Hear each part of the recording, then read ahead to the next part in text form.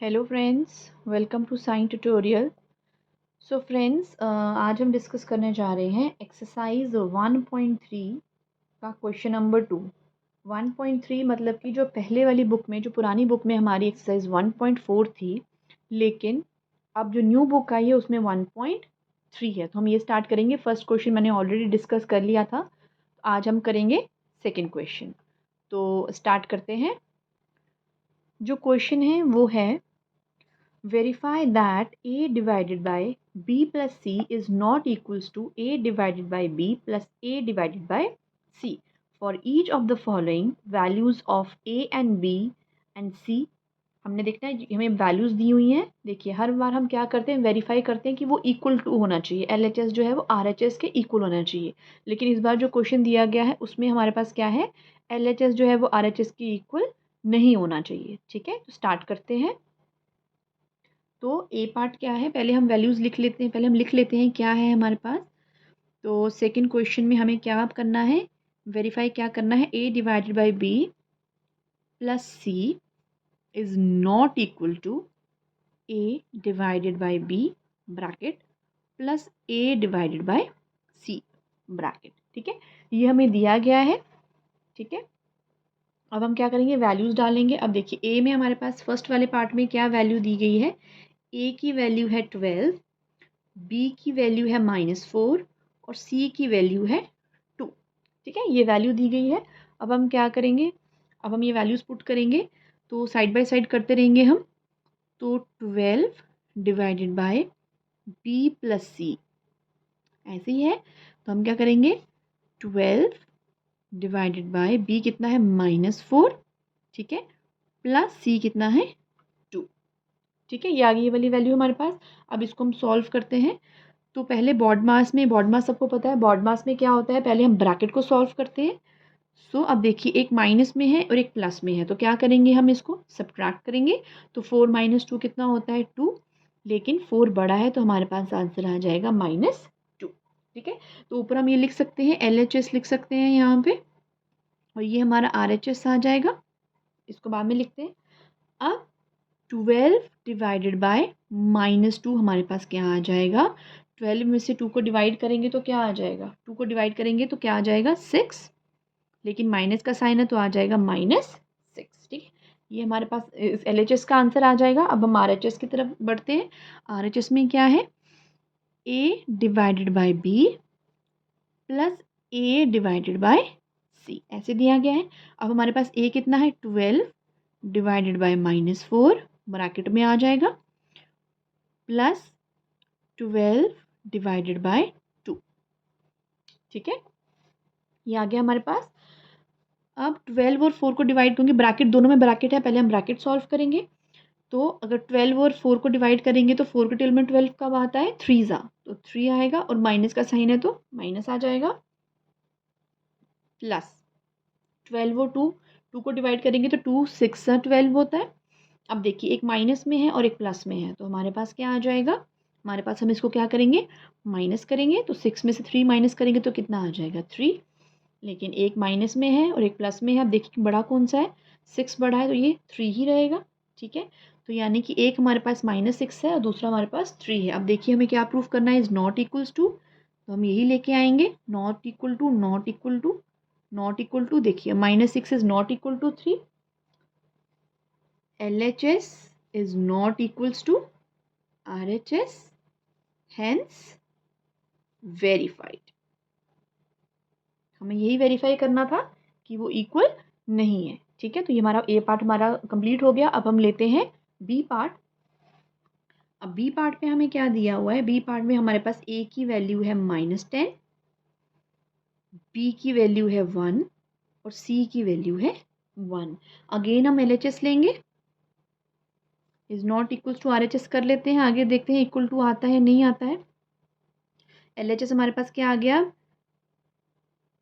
-10 divided by B plus C, तो B है 1 plus C भी है 1, इज़ नॉट इक्वल्स, क्योंकि वेरीफाई करना है, is not equals to RHS का लिख लें अगर साथ साथ, तो RHS हमारा आ जाएगा कितना, a डिवाइडेड बाय b, तो -10 divided bye 1 bracket close, plus -10 divided bye 1, क्योंकि सी भी हमारा क्या है 1 ही है। ठीक है, तो अब ये जो हमारे पास आ जाएगा LHS क्या है -10 डिवाइडेड बाय ब्रैकेट 1 + 1 कितना हो जाएगा 2 इज़ नॉट इक्वल्स टू, ये भी साइड बाय साइड करेंगे तो ये -10 ही आएगा और ये भी माइनस प्लस इंटू माइनस -10 ही आएगा।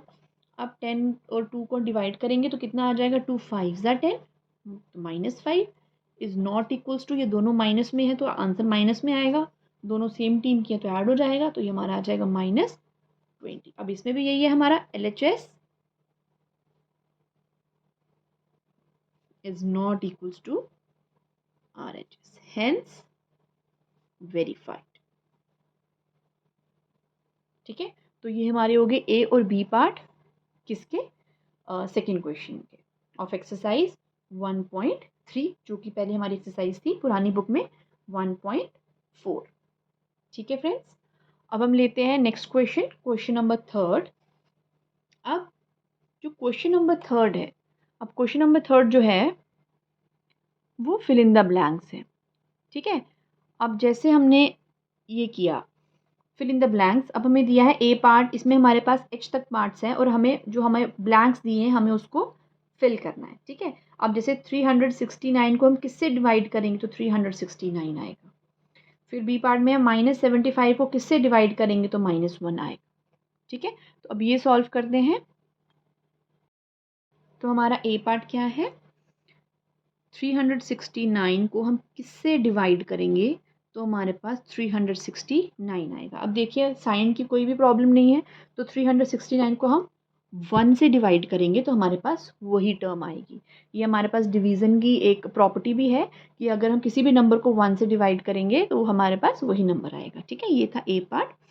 अब बी पार्ट जो हमारे पास है वो है -75। इसमें हमें अगर हमें कोई भी टर्म माइनस में है तो हमें बहुत केयरफुल रहना है और -1 आंसर होना चाहिए। -75 को हम किससे डिवाइड करेंगे तो -1 आंसर होगा। ठीक है, अब देखिए माइनस हमारे आंसर में है और माइनस ऑलरेडी हमारे पास एक टर्म में है, इट मीन्स हम दूसरी टर्म में माइनस को इंक्लूड नहीं करेंगे। अब 75 को किससे डिवाइड करेंगे तो आंसर 1 आएगा। ऑब्वियसली 75 को 75 से ही डिवाइड करेंगे तो हमारे पास आंसर आएगा -1। अब सी पार्ट हमारे पास है -206 divided by dash equals to 1। अब देखिए आंसर में हमारे पास क्या है, पहले हम साइन क्या देखेंगे, प्लस का साइन है, इट मीन्स एक के पास माइनस है तो दूसरे के पास भी होना चाहिए, तो माइनस तो हम पहले ही लगा देंगे। अब 206 को किससे डिवाइड करेंगे तो हमारे पास 1 आएगा। 206 को 206 से ही डिवाइड करेंगे, लेकिन माइनस है तो -206 को -206 से ही डिवाइड करेंगे। ठीक है, अब लेते हैं हम डी पार्ट। डी पार्ट में है -87 को हम किससे डिवाइड करेंगे सो हमें मिलेगा 87। ठीक है, अब देखिए 87 यहाँ भी है, 87 यहाँ भी है, तो इट मीन्स 1 से करेंगे हम। सेकेंड थिंग, साइन देखिए यहाँ पे नेगेटिव साइन है और यहाँ पे पॉजिटिव साइन है, इट मीन्स हमें एक और नेगेटिव साइन चाहिए, तो हमारे पास आ जाएगा -1। क्या आ जाएगा -1। अब हम लेंगे ई पार्ट। अब ई पार्ट में क्या है, किसको हम डिवाइड करेंगे 1 के साथ तो हमारे पास -87 होगा। 1 के साथ किसको डिवाइड करेंगे -87 होगा। साइन देखिए माइनस का है, अब 1 के पास तो माइनस नहीं है लेकिन हमें माइनस चाहिए, इट मीन्स हमारे पास जो टर्म आएगी वो माइनस वाली टर्म होगी, नेगेटिव टर्म होगी। अब 1 को हम किससे डिवाइड करेंगे तो 87 आएगा, तो 87 से ही डिवाइड करेंगे, इट मीन्स -87 से डिवाइड करेंगे हम 1 को तो -87 आएगा। अब हम लेते हैं एफ पार्ट। एफ पार्ट में है dash divided by 48 equals to -1। अब 48 को किससे डिवाइड करेंगे तो -1 आएगा। अब देखिए यहाँ पे क्या है, -48 के साथ माइनस तो नहीं है, इट मीन्स जो हम टर्म लिखेंगे उसके साथ माइनस आएगा। अब 48 को किसके साथ डिवाइड करेंगे तो 1 आएगा, 48 के साथ ही, तो 48 -48 को डिवाइड करेंगे हम 48 के साथ तो हमारे पास आ जाएगा -1। अब हम बात करते हैं जी की। जी पार्ट हमारे पास है 20 डिवाइडेड बाय डैश, 20 को हम किससे डिवाइड करेंगे तो हमारे पास आ जाएगा -2। अब अगेन साइन देखिए माइनस का साइन है, यहाँ पे माइनस का साइन नहीं है, इट मीन्स जो हम आंसर लिखेंगे वो माइनस का साइन आएगा। ठीक है, अब 20 को किससे डिवाइड करेंगे हम तो हमारे पास 2 आएगा। तो फिर बताइए 20 को किससे डिवाइड करेंगे हम? 20 को हम डिवाइड करेंगे 10 के साथ। 20 को डिवाइड करेंगे हम -10 के साथ, तो हमारे पास क्या आंसर आ जाएगा? -2 आ जाएगा। ठीक है, क्लियर। अब हम आएंगे FH पार्ट में, लास्ट पार्ट में। अब लास्ट पार्ट में क्या है? Dash divided by 4 equals to -3। अब 4 को किससे डिवाइड करेंगे तो -3 आएगा? बताइए। हम देखेंगे, पहले हम क्या करेंगे, जो मैं आपको एक ट्रिक बता रही हूँ, अगर हमें कोई 2 नंबर्स दिए हों यहाँ पे, तो देखिए डिवाइड का साइन हो तो हम डिवाइड का ऑपोजिट क्या होता है? मल्टीप्लाई। तो हम 4 को मल्टीप्लाई करेंगे 3 से। 4 3 ज़ा 12। ठीक है, इट मीन्स 12 को अगर हम डिवाइड करेंगे 4 के साथ तो हमारे पास क्या आएगा? 3 आएगा। और देखिए यहाँ पे साइन किसका है? माइनस का साइन है। 4 के पास तो माइनस नहीं है, तो यानी कि माइनस किसके पास होगा? फर्स्ट टर्म के पास। तो -12 को अगर हम डिवाइड करते हैं 4 के साथ तो हमारे पास आता है -3। ठीक है, तो ये हमारे हो गए 2 क्वेश्चन, क्वेश्चन नंबर 2 और क्वेश्चन नंबर 3। ठीक है फ्रेंड्स, अब हम करते हैं question number 4। Write 5 pairs of integers A B such that a divided by b equals to -3. One such pair is 6 -2. ठीक है, because 6 divided by -2 equals to -3. तो इसका मतलब क्या है? हमें एक ऐसा 5 ऐसे पेयर बताने हैं जिनको हम डिवाइड करेंगे तो हमारे पास क्या आएगा? -3 आएगा। अब देखिए -3 आएगा, इट मीन्स या तो ए या तो बी, दोनों में से कोई भी नंबर हमें माइनस में लेना ही लेना है, नहीं तो हमारे पास जो हमारा आंसर है वो माइनस में नहीं आएगा। ठीक है, तो स्टार्ट करते हैं क्वेश्चन नंबर 4।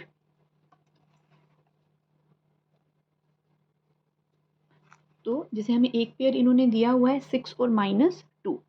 ठीक है, तो इसके अलावा हमने लेने हैं, तो ए पार्ट हम लेते हैं। फर्स्ट हम पेयर कौन सा लेंगे? हम ले लेते हैं 24 और -8। ये पेयर ले लिया। क्यों? क्योंकि बिकॉज हम लिख सकते हैं, क्योंकि उन्होंने हमें ऐसे एग्जाम्पल में दिया हुआ है। बिकॉज 24 डिवाइडेड बाय -8 किसके इक्वल आता है? -3 के इक्वल आता है। तो आप कर सकते हैं कि हमें 3 चाहिए, तो हम किन 2 नंबर्स को डिवाइड करेंगे तो हमारे पास क्या आएगा? -3 आएगा। अब हम एक दूसरा पार्ट ले लेते हैं, बी पार्ट। तो अगर हम लेते हैं -12 को अगर हम डिवाइड करते हैं 4 के साथ, यानी कि 12 और 4 को डिवाइड करते हैं और हमने 12 ले लिया माइनस में। बिकॉज ये पेयर क्यों पॉसिबल है? बिकॉज अगर हम -12 को डिवाइड करेंगे 4 के साथ तो हमारे पास क्या आ जाएगा? -3 आ जाएगा। ठीक है, उसके बाद हम सी पार्ट लेते हैं। सी पार्ट क्या ले सकते हैं हम, और किसमें 3 आता है? अगर हम 15 और 5 को डिवाइड करेंगे तो भी 3 आता है। तो हम क्या कर लेते हैं, हमें दोनों में से एक नंबर लेना है माइनस। यहाँ तो हम 15 को माइनस ले लेंगे, या तो हम 5 को माइनस ले लेंगे। तो मैंने 5 को लिया है, आप 15 को भी ले सकते हैं। याद रखिएगा, आपको दोनों नंबर माइनस नहीं लेने हैं, आपको एक ही नंबर लेना है, क्योंकि हमारा आंसर जो है वो माइनस में है। Again because 15 divided by -5 equals to -3। ठीक है, अब हम लेते हैं डी पार्ट। 5 लेने हैं हमने। डी पार्ट कौन सा लेंगे हम? देखिए, अगर हम 6 को डिवाइड करते हैं 18 के साथ, ठीक है, 18 और 6 अगर हम लेते हैं तो भी हमारे पास कितना आता है? 3 आता है। लेकिन हमें क्या करना है? माइनस में लेना है। तो इस टाइम पे मैं 18 को माइनस ले लेती हूँ। आप 6 को भी ले सकते हैं, दोनों में से एक को लेना है। बिकॉज क्यों? बिकॉज -18 को अगर हम 6 से डिवाइड करेंगे तो व्हाट वी विल गेट, हमें क्या मिलेगा? -3। अब ई पार्ट में लेती हूँ। ई पार्ट में अगर हम लेंगे, थोड़ी बिगर अमाउंट लेके देखते हैं। अगर हम 6, ठीक है, टी 60 और -20 लेते हैं। जैसे पहले हमने 6 और -2 मिला था तो भी 3 आया था। अब हम 60 को डिवाइड करेंगे -20 के साथ, क्योंकि अगर हम इसको डिवाइड करेंगे तो भी हमारे पास क्या आ जाएगा? -3। तो लीजिए, 5 पार्ट्स मैंने कर दिए हैं। आप जैसे 24 है, आप -24 8 भी ले सकते हैं, आप 12 -4 भी ले सकते हैं, यानी कि माइनस हमें दोनों नंबरों में से एक नंबर में चाहिए। ठीक है, तो ये था हमारा क्वेश्चन नंबर 4। मूव करते हैं क्वेश्चन नंबर 5 की तरफ। अब देखिए यहाँ पे क्या है, the temperature eight 12 Noon was 10 degree Celsius above zero, यानी कि ज़ीरो के अबव 10 डिग्री सेल्सियस था, इट मीन्स पॉजिटिव टेम्परेचर है।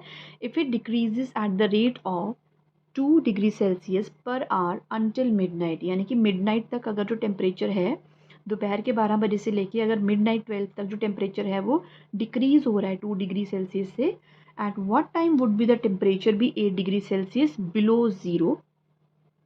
कब टेम्परेचर आपका 8 डिग्री सेल्सियस होगा below zero, below zero means -8 degree. What would be the temperature at midnight, और midnight में कितना टेम्परेचर होगा, ये क्वेश्चन था। अब हम इसको सॉल्व करते हैं। क्वेश्चन नंबर 5, अब इसमें क्या दिया था, टेम्परेचर स्टेटमेंट लिखनी पड़ेगी, तो मैं टेम्परेचर को मैं शॉर्ट फॉर्म में लिख रही हूँ। टेम्परेचर एट 12 नून, 12 नून में क्या टेम्परेचर था, was 10 degree Celsius above zero. तो कितना था, 10 degree Celsius, it means positive है, प्लस आप लिखे नहीं लिखे एक ही बात है, तो 10 डिग्री सेल्सियस। अब रेट ऑफ डिक्रीज क्या था, rate of decrease in temperature per hour दिया था हमें, पर आवर कितना था, 2 डिग्री सेल्सियस दिया था, ठीक है। अब नंबर ऑफ आवर्स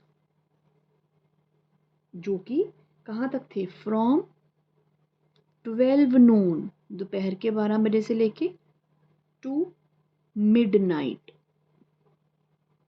तो कितने आवर्स हुए हमारे पास, 12 आवर्स हुए। So therefore change in temperature, temperature के चेंज में इन 12 आवर्स, 12 आवर्स में कितना टेम्परेचर चेंज हुआ, तो हम शॉर्ट में कर लेंगे, हम माइनस माइनस करके भी कर सकते हैं।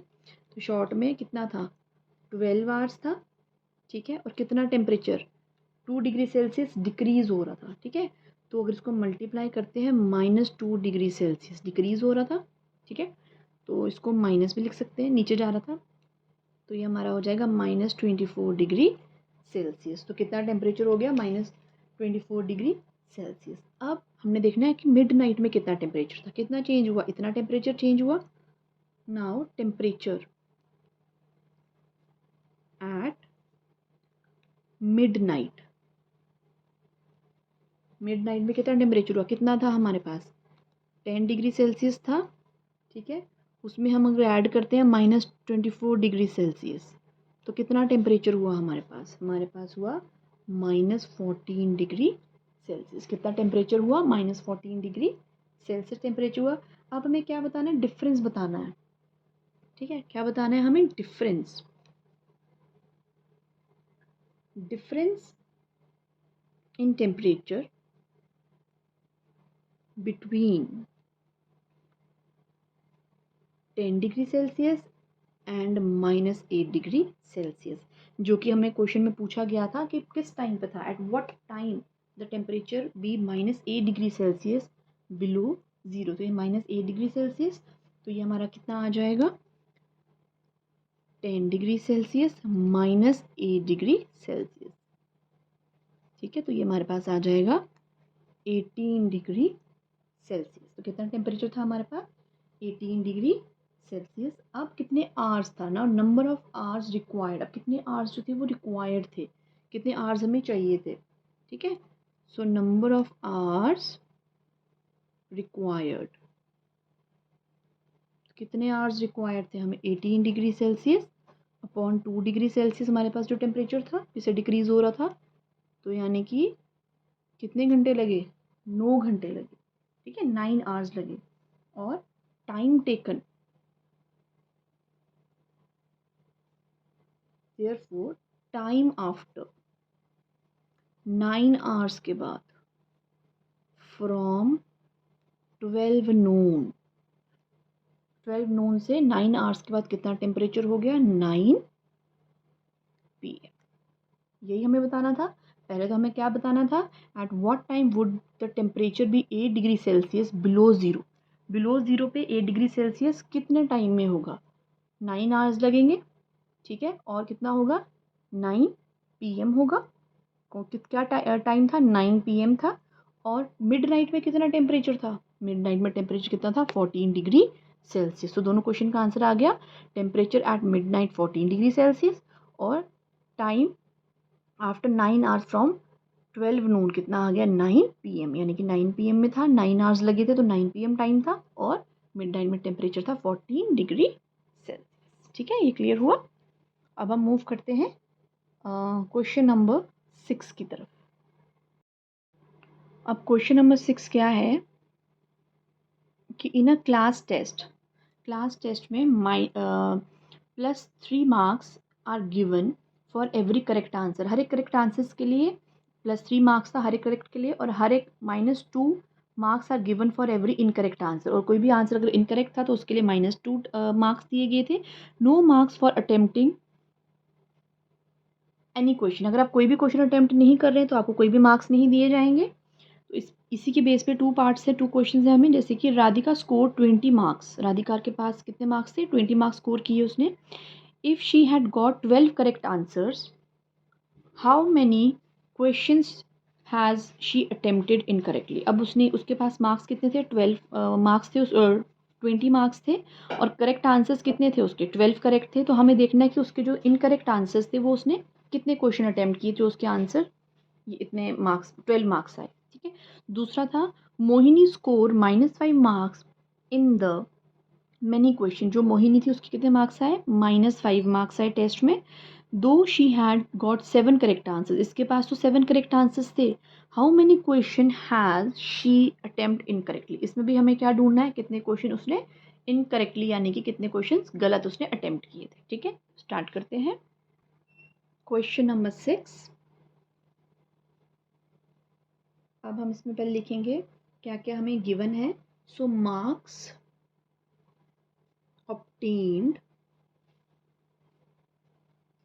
obtained for one correct answer.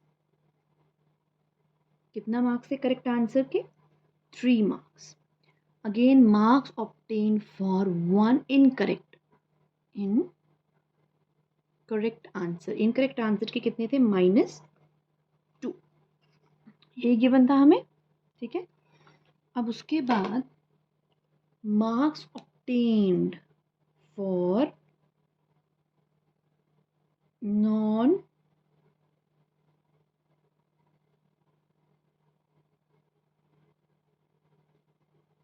Attempting answer, 0। ठीक है, उसके लिए कितने मार्क्स थे, 0 मार्क्स थे। अब हम करते हैं ए पार्ट। अब ए पार्ट में हमें क्या दिया था, राधिका की टर्न थी। अब राधिका के पास कितने मार्क्स थे, 20 मार्क्स। तो marks scored by Radhika,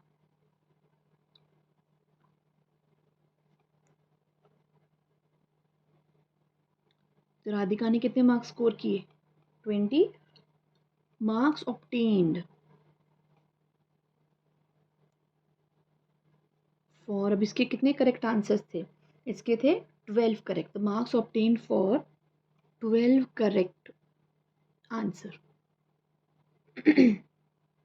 12 correct के लिए कितने थे, 12 इंटू 3, क्योंकि एक के लिए 3 थे तो इनके टोटल कितने आंसर्स करेक्ट हुए, 36।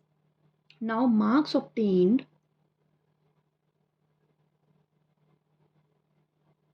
For incorrect answer.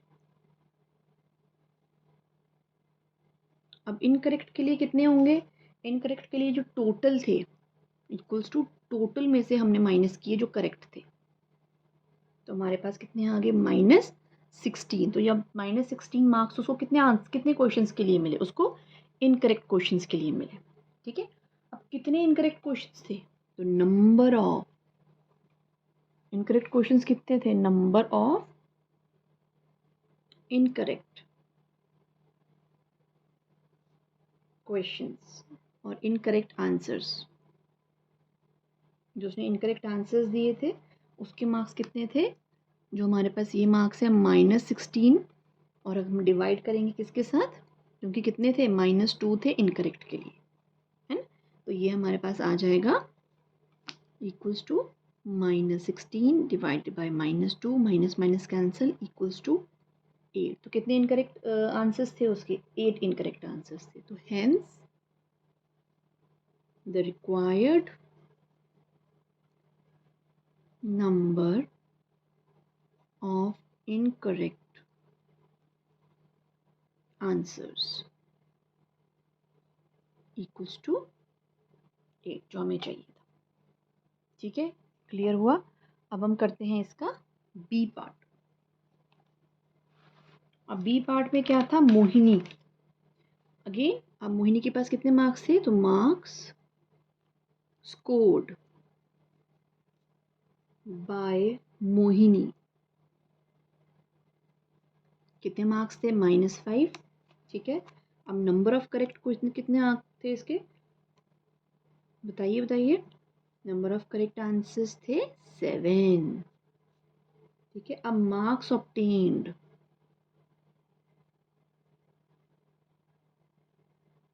For 7 correct answers. Statement है, स्टेटमेंट आप जैसे मर्जी लिख सकते हैं। सो ये हमारा आ जाएगा 7 मल्टीप्लाई बाय 3। 3 से क्यों किया? क्योंकि हर एक करेक्ट का था 3। तो इसके कितने मार्क्स हुए? 21। अब मार्क्स ऑब्टेन्ड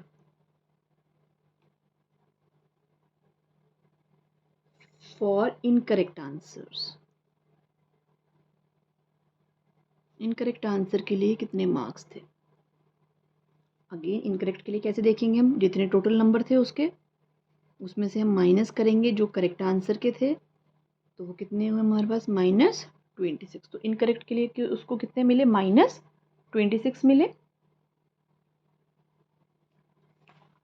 अब हम आगे जाएंगे। नंबर ऑफ, सेम पहले क्वेश्चन की तरह है, ये फर्स्ट पार्ट की तरह है। इनकरेक्ट आंसर, अब इनकरेक्ट आंसर कितना होगा? -26 तो मार्क्स मिले हैं, उसको डिवाइड करेंगे हम -2 के साथ, जो कि इनकरेक्ट आंसर के मार्किंग है। तो हमारे पास आ जाएगा -26 divided by -2, minus minus cut हो जाएगा। सो हमारे पास आ जाएगा 2 1 ज़ा 2, 2 3 ज़ा 6। तो कितने आ जाएंगे? इनकरेक्ट आंसर्स कितने थे उसके? 13। Hence the required number of incorrect answers equals to 30। ठीक है, तो ये हो गया हमारा बी पार्ट। अब हम करेंगे लास्ट क्वेश्चन। ठीक है, एक्सरसाइज का लास्ट क्वेश्चन।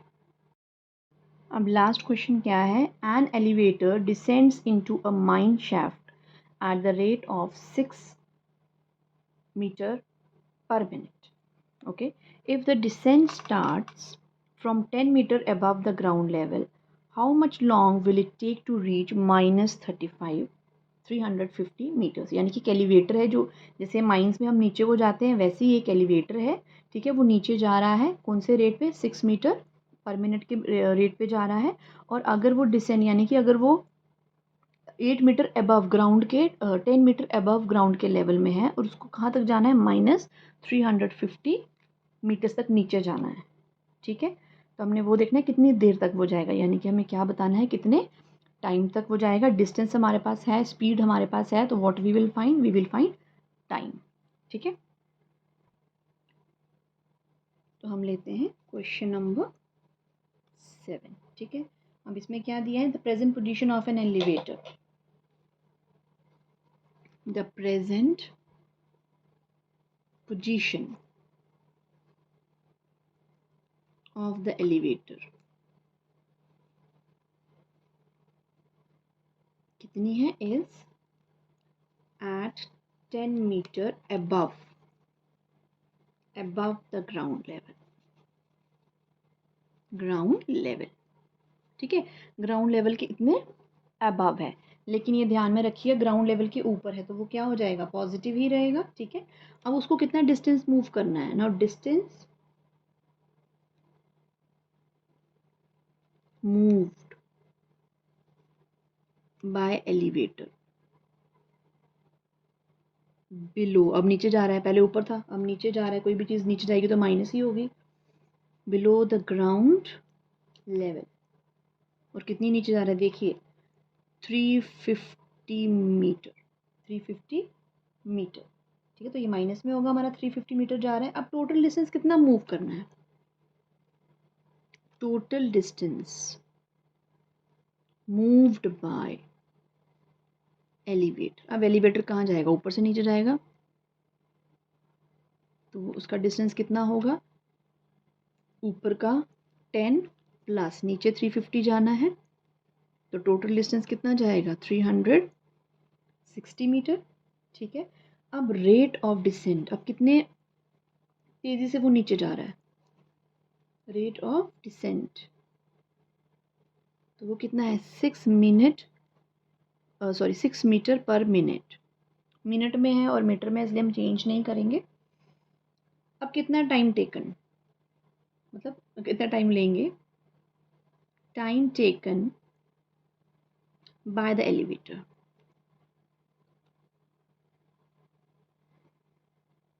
कितना लेगा, डिस्टेंस